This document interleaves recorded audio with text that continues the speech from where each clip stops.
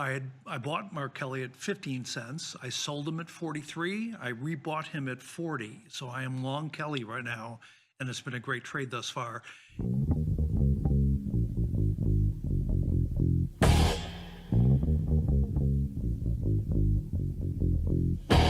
All you timeless children with your predictions and flashbacks, trying to get ahead. What makes you think I can see you? What makes you think I believe you? Dreams inside my bed.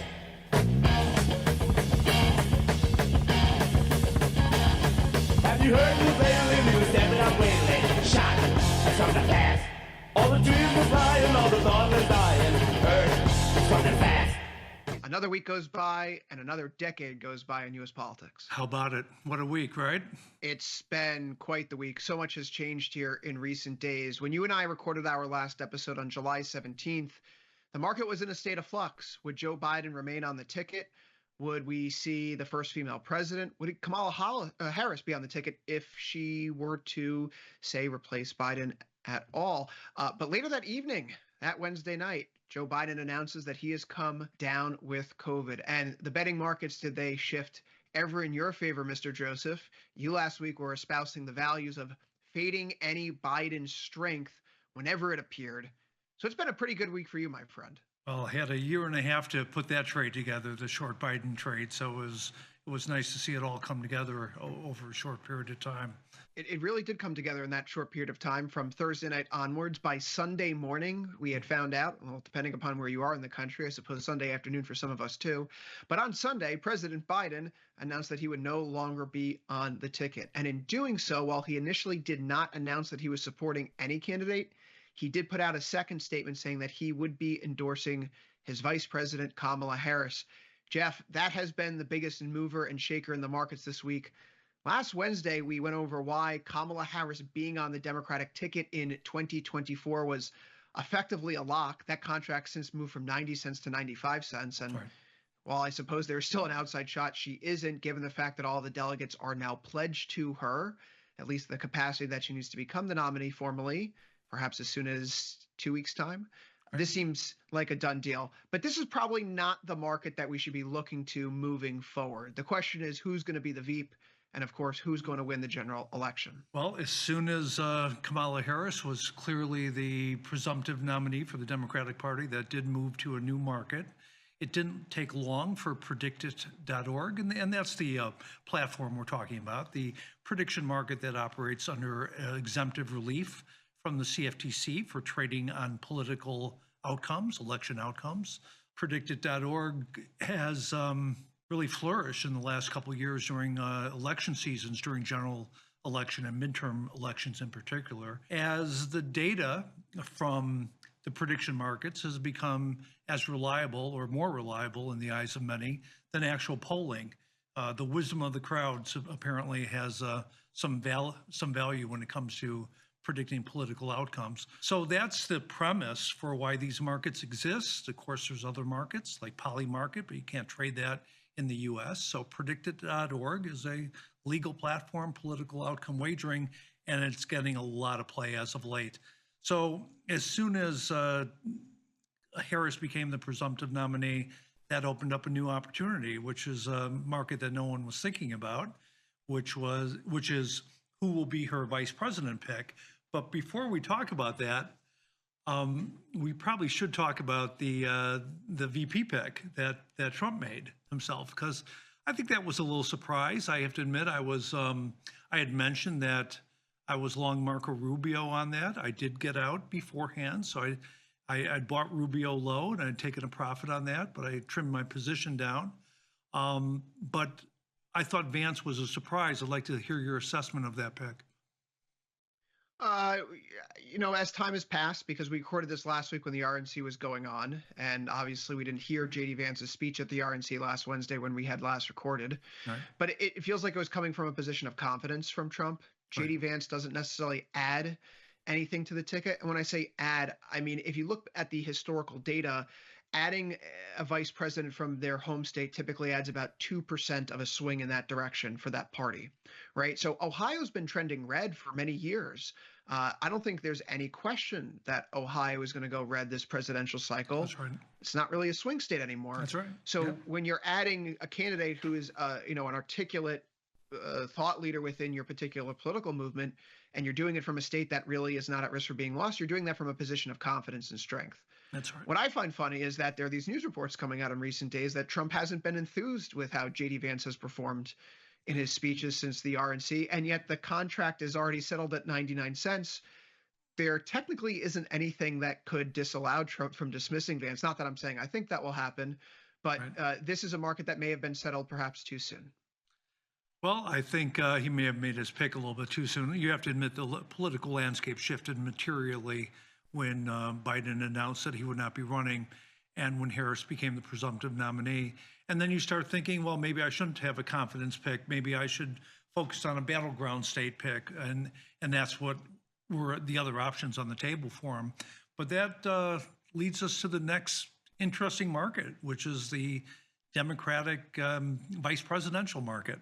I'm active in that market already. I've got some nice wins in that market. One of them I'm going to attribute to you, Tim Walz, the popular governor in Minnesota, congressional, I think he had 6 congressional terms, and the governor of Minnesota, was not really on my radar as a candidate. But it's a name that you said I should take a better look at. And I did. I bought it at 3 cents. I sold it at 9 cents. I'm completely out of Tim Walz right now. He's dropped back a little bit now. Tim Walz was an interesting pick. I'd like to hear your thoughts on it. I no longer have a position in him. I'm happy to take that triple and get out. But what's your handicap on Tim Walz going forward? I like Tim Walz a lot, just from a very centrist, moderate, harmless kind of perspective, and given the mold that Democrats seem to be looking for, which, if you can identify something on the screen here, they're all white men, which is fine. But that seems to be the commonality right now, that you need to have someone who's from the Midwest to balance out the ticket, who's more moderate. And Tim Walz fits the bill. He's done a lot of change in Minnesota with a state house that has a 0 vote margin of error for Democrats. They've passed a ton of reform. Clearly a guy who can get stuff done, and he can speak positively to the party's vision for the future. So he seems like an intriguing character. He and the other person I mentioned to you Sunday afternoon, when I think you and I were on the phone within, 15, 20 minutes of Biden announcing he wasn't going to be on the ticket, was Mark Kelly. Right. And Mark Kelly checks the boxes for a lot of reasons, Yes. which I think still at 42 cents is perhaps undervalued here moving forward. Mark Kelly is an astronaut. He's a Navy combat vet. He comes from a state that is a swing state, which would probably help Democrats carry that state, and moreover, strategically help them defeat Kari Lake, because Gallegos is running against Kari Lake there. Right. So adding that extra weight can actually go towards helping Democrats keep the Senate. And then you say to yourself, well, if he's the vice president, wouldn't they have to find a replacement for his Senate seat? And the answer is yes. But the way that Arizona election law works is that Democratic governor, Katie Hobbs, would be able to appoint the replacement prior to a special election. Right. So Democrats could hold the Senate seat, and he could go up there. Now, he's a Navy combat vet. He's an astronaut. His wife is Gabby Giffords, the Arizona congresswoman who was shot several years ago, who survived that political assassination attempt. And you have to say that really does blunt the advantage and perhaps sympathy that a Trump ticket may have, given the recent assassination against him just 2 weeks ago. So Mark Kelly, when I said that to you, was trading at 16 cents, Jeff. He's now at 42. And at 42, it feels like he may still have some ways to go. Well, I'll tell you about, so Mark Kelly was certainly on my radar as a front runner candidate. I bought Mark Kelly at 15 cents. I sold him at 43. I rebought him at 40. So I am long Kelly right now, and it's been a great trade thus far. And the reason I went back in after taking material profit on Mark Kelly is you have to give the predicted market a little bit of credit. Like there were strategic reasons why Rubio or other candidates would be preferred over Vance. Vance was a real confidence pick, as you said, but not something that carried a swing state. Or when everyone's focused on Pennsylvania and Wisconsin and Michigan, maybe and Arizona and North Carolina and some of the other battleground states. Certainly, Vance didn't offer much there. there is something to be said about the wisdom of the crowd. And over the last two general election cycles, Predictit has been pretty accurate in its forecasts. And Vance was the front runner, the overwhelming front runner in this market when it existed before it was resolved when Trump selected his running mate. So the mere fact that Kelly sits on top of this list and persists right there, I think is a strong pick. He won the statewide elections for the Senate seat in 2020 in a special election, and he's been a strong candidate ever since. So I think he's, although he's one of the least experienced politicians that might be on this list right here, I still think he's the front runner. And from 42 cents to 99 cents is a nice double up for those who are interested in Mark Kelly. But let's take a look at the rest of the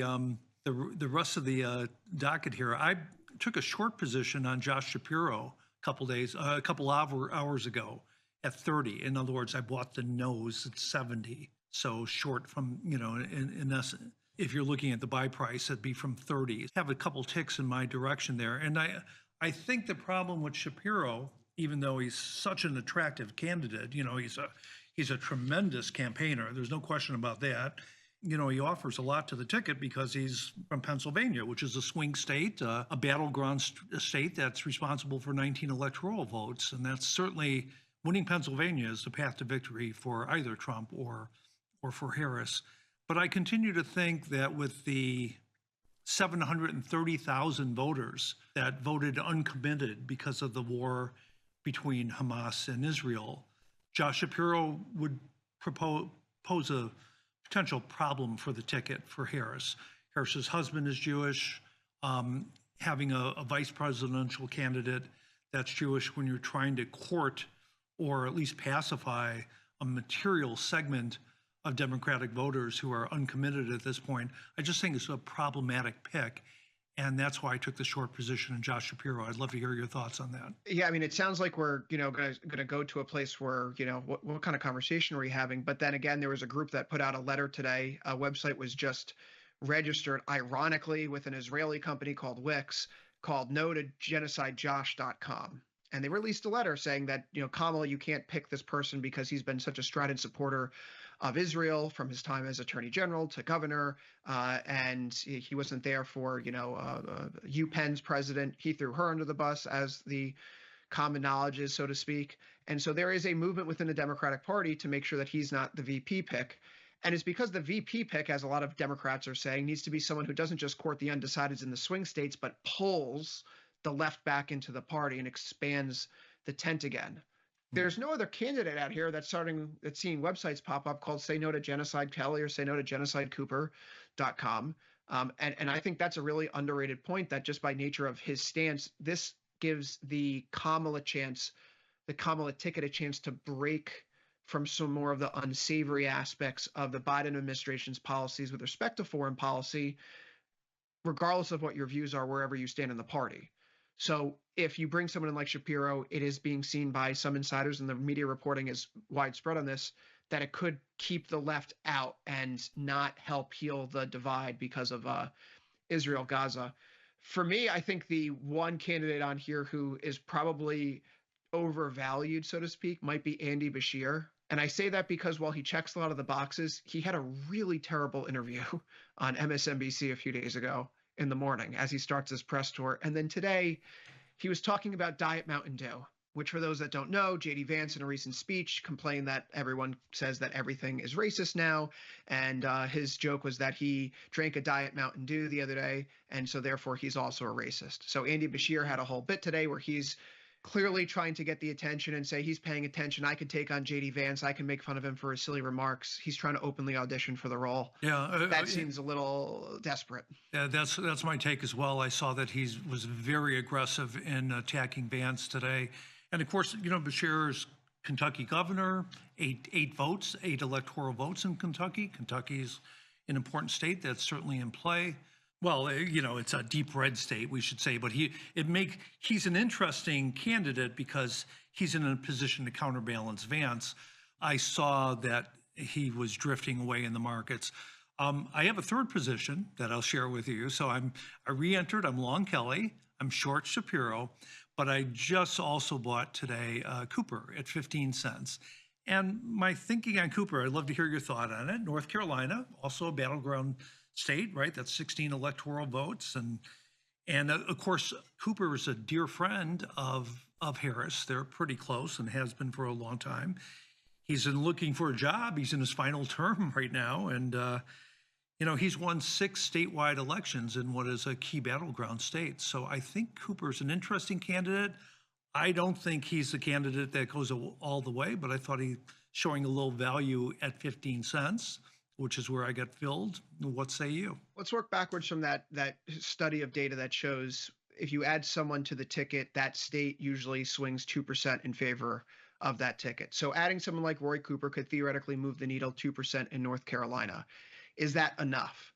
It might be. Some of the polls that have been coming out here in recent days suggest that the gap between Harris and Trump is narrowing. And in fact, because of the drive and enthusiasm higher by younger voters, by minority voters, African American and Latino voters in particular for Harris over Biden and now Harris over Trump, it may put some of those Sun Belt states, some of those Sun Belt swing states back into play.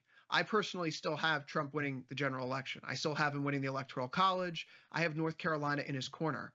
But the point that was made last week, that there's really nothing that moves polls more like earned media, I think we're starting to see the fruit of that be borne out here in recent days. The polls are moving and getting tighter right now because there's been this groundswell of positive feedback on what Harris is doing in her early days as the nominee.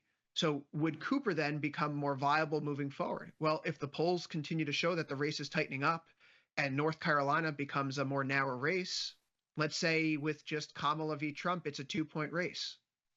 If you put Cooper on the ticket, now it's dead heat. Is that worth taking that risk? Maybe.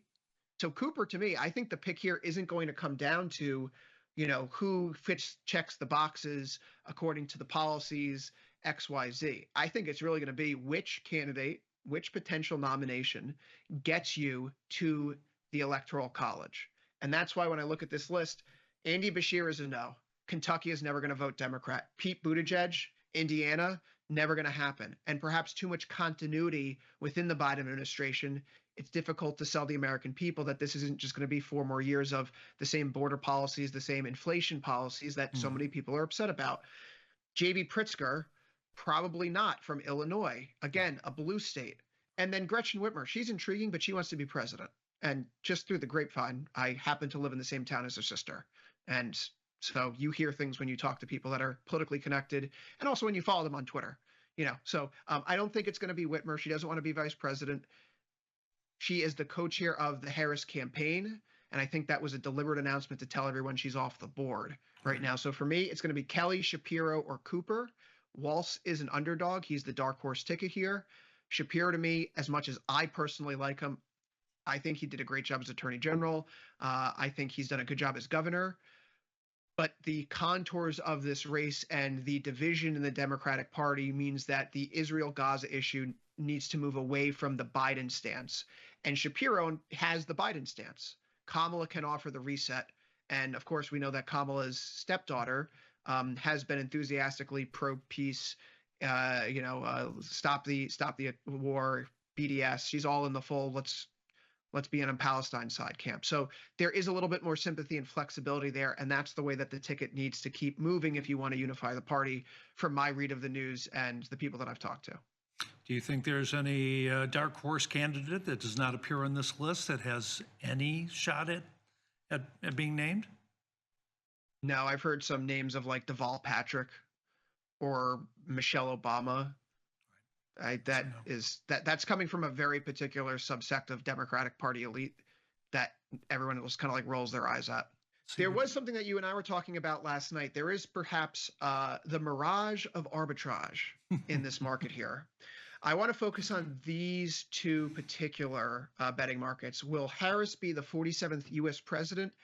And will a woman be elected president in 2024? And to the blind eye, you may say, well, if a woman's elected president, she's going to be the 47th president. So if Harris is the 47th president, doesn't it mean that she would have been elected? The answer is no, because if at any point in time between now and January, assuming, let's say, Harris is elected, she would be the 47th president and a woman would be elected. Let's say President Biden resigns tomorrow or unfortunately passes away. Then Harris becomes the 47th president. Could she go on to lose the presidential election? Yes. So this contract, Harris as the 47th president resolves yes. Is a woman elected president in 2024 is resolved no.